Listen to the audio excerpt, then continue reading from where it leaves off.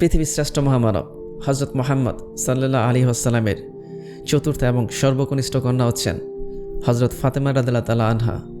মুসলিম জাহানের রমণীদের শিরোমণি, সর্বগুণে গুণান্বিত ফাতেমা রাদিয়াল্লাহু তাআলা আনহা মুসলিম উম্মার নারীদের আদর্শের অন্যতম প্রতিচ্ছবি। যে কোনো নারী যদি শুধুমাত্র তাকে অনুসরণ করে, তার জীবন ধারণকে ভালোভাবে অবলোকন করেন, তিনি অনন্য সাধারণ হয়ে যাবেন ইনশাআল্লাহ। অন্যদিকে হজরত আলী রাদিয়াল্লাহু তাআলা আনহু ছিলেন মক্কার যুবকদের মধ্যে শ্রেষ্ঠ পুরুষ। যুবকদের মধ্যে প্রথম ইসলাম গ্রহণকারী এই মানুষটি বাল্যকাল থেকেই রাসূল সাল্লাল্লাহু আলাইহি ওয়াসাল্লামের সাথে থেকেছেন। হজরত ফাতেমা রাদিয়াল্লাহু তাআলা আনহুকে রাসূল সাল্লাল্লাহু আলাইহি ওয়াসাল্লাম যতটুকু স্নেহ করতেন, হজরত আলীকেও ঠিক ততটুকুই স্নেহ করতেন। প্রিয় বন্ধুরা, আজকে আমরা হজরত আলীর সাথে হজরত ফাতেমা রাদিয়াল্লাহু তাআলা আনহা এর বিয়ের ঘটনাটি সম্পর্কে জানব। এই ঘটনাটি হতে পারে বর্তমান যুবক যুবতীদের জন্য একটি আদর্শ এবং সেই সাথে অভিভাবকদের জন্য। মূল ঘটনাটি জানার আগে অবশ্যই আপনাদের কাছে একটা রিকোয়েস্ট করব, সেটি হচ্ছে অবশ্যই আমার চ্যানেলটি সাবস্ক্রাইব করবেন। ইনশাল্লাহ আপনার অবশ্যই ভালো লাগবে আমাদের কন্টেন্টগুলো। আর যদি কন্টেন্টটি ভালো লাগে অবশ্যই লাইক বাটনে একটা ক্লিক করে দেবেন। মক্কার কাফেরদের অত্যাচার অতিষ্ঠ হয়ে রাসূল সাল্লাল্লাহু আলাইহি ওয়াসাল্লাম যখন মদিনায় হিজরত করেন, তখন তার আদরের কন্যা হযরত ফাতেমা রাদিয়াল্লাহু তাআলা আনহা কিশোরী বয়স পেরিয়ে মাত্র যৌবনে পদার্পণ করেছেন। তার রূপ আর গুণ যেন চাঁদের আলোর মতো উদ্ভাসিত করত চারিদিক। সমগ্র আরবে তিনি হয়ে উঠেছেন আলোচনার কেন্দ্রবিন্দু। বিশ্বের সর্বশ্রেষ্ঠ মহামানব হুজুর সাল্লাল্লাহু আলাইহি ওয়াসাল্লামের কন্যা জামাতা হওয়ার ইচ্ছা প্রায় সকল আরব মুসলমান যুবকদের মধ্যেই ছিল। আরবের সম্ভ্রান্ত ধনী গুণী ব্যক্তিদের কাছ থেকে বিয়ের প্রস্তাব আসতে থাকে তার জন্য, কিন্তু আল্লাহর নবী হযরত মুহাম্মদ সাল্লাল্লাহু আলাইহি ওয়াসাল্লামের কোনো পাত্রকেই গ্রহণযোগ্য মনে হচ্ছিল না। রাসূল সাল্লাল্লাহু আলাইহি ওয়াসাল্লাম এমন একজন পাত্র ছিলেন যিনি হবেন সৎ, আল্লাহর প্রতি নিবেদিত প্রাণ আর পূর্ণ ঈমানের বলে বলিয়ান, যিনি আল্লাহর জন্য সবকিছু উৎসর্গ করতে প্রস্তুত থাকবেন এবং অবশ্যই আল্লাহ যার উপর ফয়সালা দিবেন। যোগ্য পাত্রের লিস্ট অনেকেই ছিলেন, যেমন আবু বকর এবং ওমর রাদিয়াল্লাহু তাআলা আনহু। হযরত আবু বকর রাদিয়াল্লাহু তাআলা আনহু যখন ফাতেমা রাদিয়াল্লাহু তাআলা আনহা এর জন্য রাসূল সাল্লাল্লাহু আলাইহি ওয়াসাল্লামের দরবারে প্রস্তাব রাখলেন, আল্লাহর নবী বললেন, আল্লাহ পাকে যা মর্জি তা অবশ্যই ঘটবে। তার বিষয়ে আল্লাহর ফয়সালা আসলো না। অতঃপর হযরত ওমর রাদিয়াল্লাহু তাআলা আনহুর প্রস্তাব পাঠালেন এবং সেই বিষয়ে একই উত্তর আসলো। একবার চিন্তা করুন তো, হযরত আবু বকর এবং ওমরের মতো যোগ্য পাত্রেরাও ফাতেমা রাদিয়াল্লাহু তাআলা আনহুকে বিয়ে করতে পারলেন না। এর কারণ ছিল একটাই, আর তা হচ্ছে হযরত ফাতেমা রাদিয়াল্লাহু তাআলা আনহুর বিয়ের ফয়সালাটা আল্লাহর মর্জির উপর সীমাবদ্ধ ছিল। সাহাবাগণ সকলেই চিন্তায় পড়ে গেলেন, এইরূপ ছেলে কে আছেন যিনি রাসূল সাল্লাল্লাহু আলাইহি ওয়াসাল্লামের আদরের দুলালি ফাতেমার জন্য আসলেই যোগ্য হবেন, যার ব্যাপারে আল্লাহর ফয়সালা আসতে পারে। হযরত আবু বকর, ওমর এবং সাদ ইবনে আবি ওয়াক্কাস রাদিয়াল্লাহু তাআলা আনহু একত্রে বসে ফাতেমা রাদিয়াল্লাহু তাআলা আনহু এর সুযোগ্য পাত্র সম্বন্ধে আলোচনা করতে গিয়েই হঠাৎ হযরত আলী রাদিয়াল্লাহু তাআলা আনহু এর কথা তাদের মাথায় আসলো। একমাত্র হযরত আলীর পক্ষ হতেই প্রস্তাব দেওয়া বাকি ছিল, যিনি আসলেই ফাতেমা রাদিয়াল্লাহু তাআলা আনহা এর স্বামী হওয়ার যোগ্য। হযরত আলী ছিলেন তৎকালীন বিখ্যাত আলেম এবং অপ্রতিদ্বন্দ্বী বক্তাদের একজন। তিনি তার জীবদ্দশায় কোনোদিনই মূর্তি পূজার ধারের কাছেও যাননি। আবার তিনি ছিলেন কাতিবে ওহীর অন্যতম ব্যক্তি, রাসূলের প্রথম হাশেমি খলিফা। বালকদের মাঝে প্রথম ইসলাম কবুলকারী এই সাহাবা ছিলেন রাসূলের পরম বিশ্বস্ত ব্যক্তি। এমনকি বিশ্বনবী যখন মদিনায় আবু বকরকে নিয়ে হিজরত করেন, তখন তিনি হযরত আলীকে তার বিছানায় রেখে যান মক্কাবাসীর গচ্ছিত আমানত ফেরত দেওয়ার জন্য। অতঃপর আলী রাদিয়াল্লাহু তাআলা আনহু রাসূল সাল্লাল্লাহু আলাইহি ওয়াসাল্লামের নির্দেশে সকল আমানত ফেরত দিয়ে মদিনায় হিজরত করেছিলেন। মূলত ইসলাম প্রচারের সময় তিনি নবী সাল্লাল্লাহু আলাইহি ওয়াসাল্লামকে সরাসরি নিরাপত্তা প্রদান করতেন। হিজরি 2 624 খ্রিস্টাব্দে অনুষ্ঠিত হয় বদর যুদ্ধ। মুসলিমদের সৈন্য সংখ্যা ছিল মাত্র 313 জন, যেখানে কাফেররা ছিল 1000-এরও বেশি। যুদ্ধের সময় তিনি মুসলিম বাহিনীর ডান পাশে নেতৃত্ব দেন। রাসূল সাল্লাল্লাহু আলাইহি ওয়াসাল্লামের দিকে ছুটে আসা শত্রুদের দমন করতে আলী রাদিয়াল্লাহু তাআলা আনহু একাই কাফেরদের জন্য বড় বাধা হয়ে দাঁড়িয়েছিলেন। তিনি কাফের সেনাদের মধ্যে প্রবেশ করে লড়াই চালিয়ে যান, যা ইতিহাসে নজিরবিহীন ঘটনার একটি। পরবর্তীতে হিজরি 4 626 খ্রিস্টাব্দে উহুদ যুদ্ধে তার ভূমিকা ছিল তাৎপর্যপূর্ণ। মাত্র 700 সৈন্য 3000 কাফেরদের বিরুদ্ধে যুদ্ধে জয়ী হওয়ার পথে অগ্রসর হচ্ছিল। এমত অবস্থায় তীরন্দাজদের বড় একটি দল রাসূল সাল্লাল্লাহু আলাইহি ওয়াসাল্লামের হুকুম অমান্য করার দরুন মুসলিম বাহিনী পরাজিত হওয়ার পথে ছিল। এমন সময় রাসূল সাল্লাল্লাহু আলাইহি ওয়াসাল্লামকে যে 14 জন সাহাবী ঘিরে রেখেছিলেন, তাদের মধ্যে আলী রাদিয়াল্লাহু তাআলা আনহু ছিলেন অন্যতম। এই যুদ্ধেই প্রিয় নবী হযরত মুহাম্মদ সাল্লাল্লাহু আলাইহি ওয়াসাল্লামের দান শহীদ হয় এবং তার চেহারা মুবারকে 2টি লোহার গড়া ঢুকে যায়। আলী রাদিয়াল্লাহু তাআলা আনহু নবী সাল্লাল্লাহু আলাইহি ওয়াসাল্লামকে রক্ষা করতে উহুদ পর্বতের পাদদেশে লড়াই করতেন।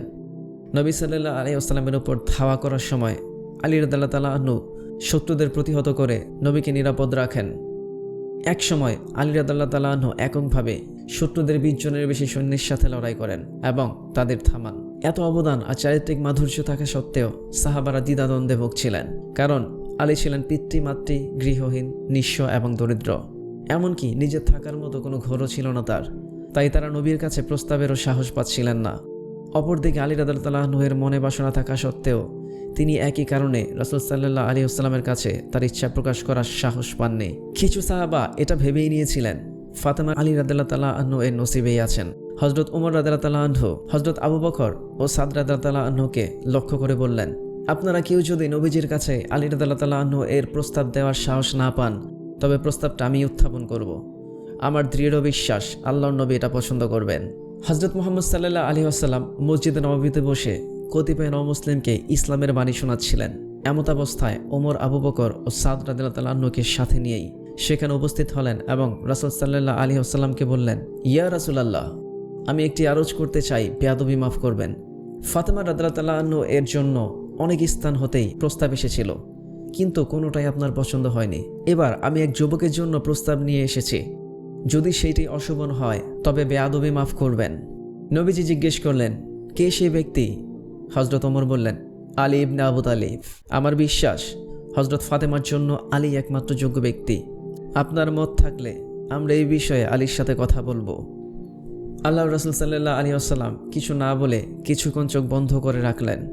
এমন সময় জিবরাইল আলাইহিস সালাম এসে নবীকে বললেন, ইয়া রাসূলুল্লাহ, নিঃসন্দেহে আপনি আলীর হাতে ফাতেমাকে সমর্পণ করতে পারেন, আর এটাই হচ্ছে আল্লাহর ইচ্ছা। আল্লাহর নবীর মুখে হাসি পড়ল এবং তিনি ওমরকে তার সন্তুষ্টির কথা জানিয়ে দিলেন। হযরত আলী রাদিয়াল্লাহু তাআলা আনহু যখন মাঠে ওঠ চড়াচ্ছিলেন, তখন ওমর রাদিয়াল্লাহু তাআলা আনহু সঙ্গীদেরকে নিয়ে সেখানে হাজির হলেন। হযরত আবু বকর রাদিয়াল্লাহু তাআলা আনহু হযরত আলী রাদিয়াল্লাহু আনহুকে বললেন, আলী, আপনাকে একটা কথা বলতে এসেছি। আমাদের মনে হয় রাসূল সাল্লাল্লাহু আলাইহি ওয়াসাল্লামের কন্যা ফাতেমা আপনার নসিবেই আছে। এবার আপনি ফাতেমাকে বিয়ে করে সংসারী হন। আপনি রাসূল সাল্লাল্লাহু আলাইহি ওয়াসাল্লামের দরবারে বিয়ের প্রস্তাব রাখুন, নিশ্চয়ই নবীজি আপনার প্রস্তাব গ্রহণ করবেন। একথা শুনে আলী রাদিয়াল্লাহু তাআলা আনহু চমকে উঠলেন। তিনি তার এই বাসনার কথা কোনোদিন কাউকে সাহস করে বলতে পারেননি। এই আশা করা যায় আমার জন্য আকাশ কুসুম কল্পনার মতোই, যার বিবাহ প্রস্তাব নিয়ে এসে কত জ্ঞানী গুণী মানিধনী ব্যক্তিরা নিরাশ হয়ে ফিরে গিয়েছে, আমি হব তার স্বামী? এটা কি কখনো সম্ভব? আমার মতো নিঃস্ব ও দরিদ্রের হাতে নবীজি তার স্নেহের দুলালিকে সমর্পণ করবেন? রাসূল সাল্লাল্লাহু আলাইহি ওয়াসাল্লামের জামাতা হওয়ার স্বাদ যে আমার নেই তা নয়, তবে আমি আমার নিজের অবস্থার কথা চিন্তা করেই কোনোদিন কোনো কথা মুখ থেকে বের করিনি, কেননা আমার মতো কপরদক্ষিণ নিঃস্ব দরিদ্রের কাছে এটি দুরাশা ছাড়া আর কিছুই নয়। হযরত ওমর বললেন, না আলী, তোমার জন্য মোটেই এটি দুরাশা নয়। তোমার শুভ ইচ্ছা এবং আকাঙ্ক্ষা নিশ্চয়ই পূর্ণ হবে, কারণ তুমি নবীজির হাতে গড়া মানুষ। তুমি জ্ঞানে গুণে সূর্যবীর্যে সেবা ও যত্নে অতুলনীয়। রাসূল সাল্লাল্লাহু আলাইহি ওয়াসাল্লাম তার মেয়ে ফাতেমাকে যেমন স্নেহ করেন, তোমাকেও তেমন স্নেহ করেন। তুমি এখনই গিয়ে নবীর সাথে সাক্ষাৎ করো আর বিয়ের প্রস্তাব করো, নিশ্চয়ই তোমার আশা পূর্ণ হবে। সাহাবাদের কথা শুনে সাহসের হৃদয় বেঁধে সেদিন সন্ধ্যার পর হযরত আলী রাদিয়াল্লাহু তাআলা আনহু রাসূল করিম সাল্লাল্লাহু আলাইহি ওয়াসাল্লামের দরবারে উপস্থিত হলেন, কিন্তু লজ্জায় তিনি কোনো কথা না বলে চুপ করে বসে রইলেন। হযরত আলী রাদিয়াল্লাহু তাআলা আনহু এর লজ্জার বিষয়টি রাসূলের অজানা ছিল না। তিনি আলীর লাজুক চেহারা দেখে জিজ্ঞাসা করলেন, আলী, কি জন্য এসেছো? ফাতেমার বিবাহ সম্পর্কে প্রস্তাব নিয়ে এসেছো নাকি? উত্তরে আলী রাদিয়াল্লাহু তাআলা আনহু মাথা উঠিয়ে বললেন, জি হ্যাঁ, সেই জন্যই এসেছি, যদি আপনি কবুল করেন। রাসূল সাল্লাল্লাহু আলাইহি ওয়াসাল্লাম বললেন, এটা তো অতি উত্তম প্রস্তাব। প্রস্তাব শুনে হযরত মুহাম্মদ সাল্লাল্লাহু আলাইহি ওয়াসাল্লামের চেহারা আনন্দে ভেসে উঠল। হাদিসে বর্ণিত আছে, আনাস রাদিয়াল্লাহু আনহু বলেছেন, আনাস, এইমাত্র আমার নিকট জিবরাইল আলাইহিস সালাম এসে আমাকে বলে গেলেন যে ফাতেমা রাদিয়াল্লাহু তাআলা আনহাকে আলীর হাতে সমর্পণ করুন। হযরত আলীর প্রস্তাব উত্থাপনের কয়েকদিন পরেই একদিন মহানবী সাল্লাল্লাহু আলাইহি ওয়াসাল্লাম আলীকে তার নিকট ডেকে জিজ্ঞেস করলেন, আলী, বিবির মহারানা দেবার মতো তোমার কাছে কোনো কিছু আছে? উত্তরে আলী রাদিয়াল্লাহু তাআলা আনহু বললেন, ইয়া রাসূলুল্লাহ, আমার সম্বল বলতে একটি ঘোড়া এবং একটি বর্ম ব্যতীত আমার আর অন্য কোনো সম্পদ নেই। রাসূল সাল্লাল্লাহু আলাইহি ওয়াসাল্লাম বললেন, যুদ্ধের জন্য ঘোড়া অত্যন্ত গুরুত্বপূর্ণ। লৌহ বর্মটি বিক্রয় করে ফাতেমার দেনমোহরের টাকা জোগাড় করো। হযরত আলী রাদিয়াল্লাহু তাআলা আনহু বর্মটি নিয়ে বাজারে চলে গেলেন। হযরত ওসমান রাদিয়াল্লাহু তাআলা আনহু ঘটনাটি অনুমান করে 400 দিরহাম দিয়ে বর্মটি ক্রয় করে নিলেন। অতঃপর তিনি বললেন, এখন এই বর্মটি আমার, এখন আমি এটা যা ইচ্ছা তাই করতে পারি। দেখুন, এই বর্মটি একমাত্র আল্লাহর সিংহ আলীর দেহেই মানায়। অতএব আপনি যদি কিছু মনে না করেন, তবে আমি বর্মটি আপনাকে আমার বন্ধুত্বের নিদর্শন রূপে উপহার দিচ্ছি। আপনি গ্রহণ করলে ধন্য হব, আর গ্রহণ না করলে কষ্ট পাব। হজরত আলী রাদিয়াল্লাহু আনহু বন্ধুত্বের নিদর্শনটি গ্রহণ করলেন। ফিরে গিয়ে পুরো ঘটনাটি রাসূল সাল্লাল্লাহু আলাইহি ওয়াসাল্লামকে খুলে বললেন এবং বর্ম বিক্রি করা দিরহামগুলো রাসূল সাল্লাল্লাহু আলাইহি ওয়াসাল্লামের হাতে তুলে দিলেন। রাসূল সাল্লাল্লাহু আলাইহি ওয়াসাল্লাম হজরত বেলালের হাতে কয়েকটি দিরহাম দিয়ে আতর ক্রয় করে নিয়ে আসতে বললেন এবং হজরত আলী ও আবু বকর রাদিয়াল্লাহু আনহুকে হজরত ফাতেমা রাদিয়াল্লাহু আনহার বিয়ের জন্য কিছু প্রয়োজনীয় সামগ্রী ক্রয় করার জন্য 360টি দিরহাম দিয়ে তাদেরকে বাজারে পাঠালেন। তারা বাজার থেকে একটি বালিশ, একটি পর্দা, একটি তোশক, একটি চাদর, একটি চামড়া নির্মিত ফরাশ এবং একটি খেজুর শালপূর্ণ উপাদান, 2টা বাহুবন্ধ এবং কয়েকটি মাটির পাত্র কিনে আনলেন। রাসূল সাল্লাল্লাহু আলাইহি ওয়াসাল্লাম উপহার স্বরূপ দান করলেন আটা পিসার জাতা, 2টি পাজামা, 2খানা বাসন, একটি পেয়ালা, 1খানা জায়নামাজ এবং পবিত্র কোরআনের কয়েকটি সূরা। অতঃপর নিমন্ত্রিত মুহাজির ও আনসার উপস্থিত হলেন এবং রাসূল সাল্লাল্লাহু আলাইহি ওয়াসাল্লাম মিম্বারে আরোহণ করে খুতবা পাঠ করলেন। খুতবা শেষ করে রাসূল সাল্লাল্লাহু আলাইহি ওয়াসাল্লাম আলী রাদিয়াল্লাহু তাআলা আনহুকে বললেন, আলী, আমি আমার কন্যা ফাতেমাকে 400 দিরহাম মোহরানার বিনিময়ে তোমার কাছে বিবাহ দিলাম। তুমি রাজি আছো তো? উত্তর আলী বললেন, আলহামদুলিল্লাহ, আমি কবুল করলাম। আল্লাহর নবী হযরত মুহাম্মদ সাল্লাল্লাহু আলাইহি ওয়াসাল্লাম হাত তুলে তাদের জন্য দোয়া করলেন। অতঃপর এক ঝুড়ি খেজুর এনে রাসূল করিম সাল্লাল্লাহু আলাইহি ওয়াসাল্লাম উপস্থিত মেহমানদের মধ্যে বিতরণ করলেন। সাদ রাদিয়াল্লাহু তাআলা আনহু মেহমানদের আপ্যায়নের জন্য দাওয়াতে উলিমা হিসেবে একটি বকরি দান করলেন। বিবাহের সময় হযরত আলীর বয়স ছিল 21 বছর এবং ফাতেমা রাদিয়াল্লাহু তাআলা আনহা এর বয়স ছিল 15.5 বছর। এভাবে এক ভাবগম্ভীর এবং অনাড়ম্বর পরিবেশের মধ্য দিয়ে হযরত ফাতেমার সাথে হযরত আলী রাদিয়াল্লাহু তাআলা আনহু এর বিয়ে সম্পন্ন হলো। দুঃখজনক হলেও সত্যি যে এরকম একটি দিনেও বিশ্বনবী হযরত মুহাম্মদ সাল্লাল্লাহু আলাইহি ওয়াসাল্লামের কন্যা ফাতেমার পরনে কোনো নতুন জামা বা অলংকার ছিল না। একটি সাধারণ পুরনো শাড়ি পরিধান করেছিলেন তিনি। নবীজি বিয়ের অনুষ্ঠান শেষে ঘরে গিয়ে আদরের দুলালের বিষাদময় মুখখানা দেখে কন্যার দিকে তাকিয়ে রইলেন। তিনি ফাতেমা রাদিয়াল্লাহু তাআলা আনহার মাথায় হাত বুলিয়ে বললেন, ফাতেমা, মা আমার, তুমি কি জন্য দুঃখ করছো? তুমি কি আলীর দারিদ্র্যের কথা চিন্তা করে বিষণ্ণ হয়েছ? মা, তুমি দুঃখিত হয়েও না। তোমাকে আমি অপাত্রে দান করিনি। তোমার স্বামীর মতো উপযুক্ত পাত্র আমি আর কোথাও খুঁজে পাইনি। শুধু এটা আমার ইচ্ছা নয়, আল্লাহর ইচ্ছায়ও আমি তোমাকে আলীর কাছে সমর্পণ করেছি। যে ব্যক্তি সর্বপ্রথম ইসলাম গ্রহণকারীদের একজন, যার ঈমান সর্বাপেক্ষা অটল, যিনি আসহাব মণ্ডলীর মধ্যে অন্যতম, চরিত্রে, মহত্বে, সৌন্দর্যে ও বীরত্বে যিনি অদ্বিতীয়, তাকে নিতান্ত দরিদ্র জেনেও তার হাতেই তোমাকে তুলে দিয়েছি। আজ আমি প্রাণ ভরে দোয়া করছি, আল্লাহ যেন তোমাদের উভয়ের পরকাল ও ইহকালের সর্বপ্রকার মঙ্গল দান করেন। সেদিন পিতার এই কথা শুনে ফাতেমা রাদিয়াল্লাহু তাআলা আনহা এর অন্তর শীতল হয়ে গিয়েছিল।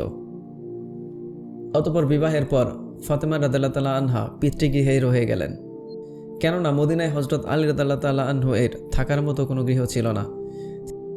তিনি আনসারদের ঘরে প্রবাস জীবনযাপন করতেন। পরবর্তীতে তিনি ফাতেমা রাদিয়াল্লাহু তাআলা আনহাকে তার ঘরে তোলেন। প্রিয় বন্ধুরা, এই ঘটনাটিকে আমাদেরকে কোনো কিছু শেখায়। চলুন আমরা জেনে নেই এই ঘটনাগুলো থেকে আমরা কি শিখতে পারি। রাসূল সাল্লাল্লাহু আলাইহি ওয়াসাল্লাম পাত্র নির্বাচনে ছিলেন বিচক্ষণ। মদিনার অনেক সম্ভ্রান্ত পরিবার থেকে প্রস্তাব আসলেও তিনি সেগুলো প্রত্যাখ্যান করেছিলেন, কারণ তিনি মেয়ের জন্য ভালো, যোগ্য, সৎ এবং আল্লাহ ভীরু পাত্র খুঁজছিলেন। বর্তমান যুগের অধিকাংশ অভিভাবকরা পাত্রপাত্র নির্বাচন করার সময় খুঁজে টাকা পয়সা, ধন দৌলত ও সম্পত্তি, আর আমার নবীর কাছে সেগুলো মুখ্য বিষয়ই ছিল না। হযরত আলীর চরম দারিদ্র্য থাকা সত্ত্বেও অন্যান্য সাহাবারা তাকে যোগ্য মনে করেছিলেন তার সৌন্দর্য ও গুণের কারণে। এর অর্থ হচ্ছে বিচক্ষণ ব্যক্তিরা পার্থিব সম্পদের চেয়ে গুণাগুণকে বেশি প্রাধান্য দেন, যা বর্তমান সমাজে প্রায় অনুপস্থিত দেখা যায়। হযরত আবু বকর ও ওমর রাদিয়াল্লাহু তাআলা আনহু এর মতো পাত্ররা যোগ্য থাকা সত্ত্বেও কেবল আলী রাদিয়াল্লাহু তাআলা আনহুই ফাতেমা রাদিয়াল্লাহু তাআলা আনহুকে বিয়ে করেন, কারণ আল্লাহর ফয়সালা আসমানে হয়, জমিনে নয়। অতএব বিয়ের ফয়সালার ব্যাপারে আমাদের কোনো হাত নেই, কেবল দোয়াই ভাগ্য পরিবর্তন করতে পারে। অথচ পৃথিবীতে মানুষ মনে করে তারা চাইলেই কোনো ব্যক্তিকে ভালোবেসে বিয়ে করতে পারে। ঠিক এই কারণেই জিনা, ব্যভিচার আর বিয়ে বহির্ভূত প্রেমের নামে নোংরামি সমাজে বিদ্যমান। বিয়ের জন্য যৌতুকের চেয়ে মোহরানা বেশি গুরুত্বপূর্ণ, আর মোহরানা হতে হবে ছেলের সামর্থ্যের মধ্যে, যা এমন হবে না যা এককালীন সহজেই আদায়যোগ্য নয়। অন্যদিকে যৌতুকও হারাম। শ্বশুর খুশি হয়ে যা দিবেন তাই। উপহারের নামে কোনো কিছু চাওয়া ভিক্ষার চেয়ে অনিকৃষ্ট। কিন্তু বর্তমান সমাজে বিয়ের সময় কাবিননামায় দেনমোহরের পরিমাণ দেখলে মনে হয় ভবিষ্যতে মেয়ের সংসার বাঁচাতে কাবিননামায় একমাত্র ভরসা। অন্যদিকে ছেলে পরিবারগুলোর কাবিননামার বিপরীতে চেয়ে বসেন বড় কোনো যৌতুক, যা সমাজের ব্যাধিতে পরিণত হয়েছে। সহজ ভাষায় দুই পক্ষই এখানে জুলুমকারী। বিবাহের সুন্নতি তরিকা হচ্ছে মসজিদে বিবাহ, যেখানে আল্লাহর নবী সাল্লাল্লাহু আলাইহি ওয়াসাল্লাম খুতবা দিয়েছেন এবং বিবাহ শেষে খেজুর বিতরণ করেছেন। অন্যদিকে সাহাবাদের কেউ কেউ হাদিয়া হিসেবে বকরি এবং বর্মও দান করেছেন, কিন্তু হাদিয়া বা উপহার বাধ্যতামূলক নয়। আবার সামর্থ্যের বাহিরে আয়োজন করে খাওয়ানোটাও অনুচিত। কিন্তু বর্তমান বিয়েগুলোতে দাওয়াত আর অতিথিদের কোঠা থাকে, যেখানে দাওয়াতকারী এবং দাওয়াতদানকারী পক্ষ উভয়েরই ফরমালিটি বিদ্যমান। আর বিয়ে বাড়িতে গান বাজনা আর অন্যান্য বিধর্মীদের উৎসবের কথা নাই বলি। রাসূল সাল্লাল্লাহু আলাইহি ওয়াসাল্লাম ফাতেমা রাদিয়াল্লাহু তাআলা আনহুকে সান্ত্বনায় এই বলেছেন যে আলী রাদিয়াল্লাহু তাআলা আনহু একজন সুপাত্র ছিলেন এবং সর্বাধিক যোগ্য। বাস্তবতা তাই ছিল। যিনি সুপাত্র তাকে অন্য সাহাবারাও সুপাত্র মনে করতেন। সুপাত্রে কন্যাদান করলে মেয়েদের নিরাপত্তা আর সুখ নিয়ে ভাবতে হয় না। পার্থিব সুখের চেয়ে পরকাল যখন বেশি প্রাধান্য পায়, তখন তা আল্লাহর রহমতের চাদরে ঢাকা থাকে।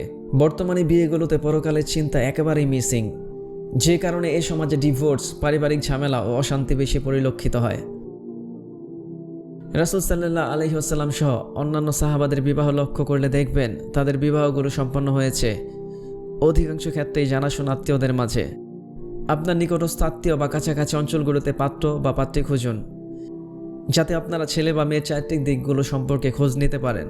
মনে রাখবেন, ঘটকদের দ্বারা প্রতারিত হওয়ার ইতিহাস অনেক বেশি। প্রিয় অভিভাবক, ভাই ও বোনেরা,